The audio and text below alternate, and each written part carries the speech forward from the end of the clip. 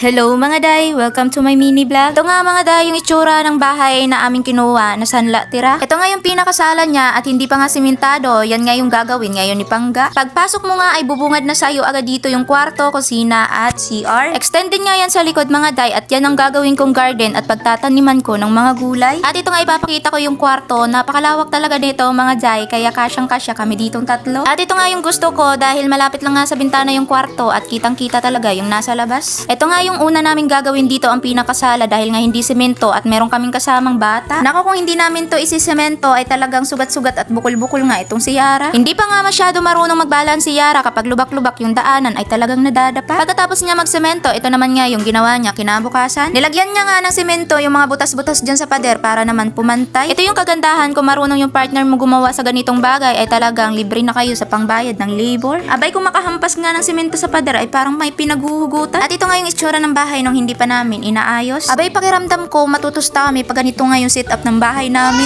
Abay pinalitan muna nga namin ng screen dyan para naman makapasok yung hangin. Lalo na ngayon ay sobrang init. Pakiramdam mo kapitbahay mo lang si San Pedro. At nung matapos na nga si Pangga dyan, ito na nga yung itsura ng magiging sala namin. Wala na nga akong alalahaning batang madadapa at medyo maaliwalas na nga ang aming pakiramdam dito. At isa nga ito sa kasunduan namin kapag meron kaming magastos at ipapaayos dito ay ibabalik naman nila. Pakunti-kunti lang nga yung paggawa namin dito. Ang mahalaga ay meron na kaming malilipatan. At yun lang for today's video. Ingat!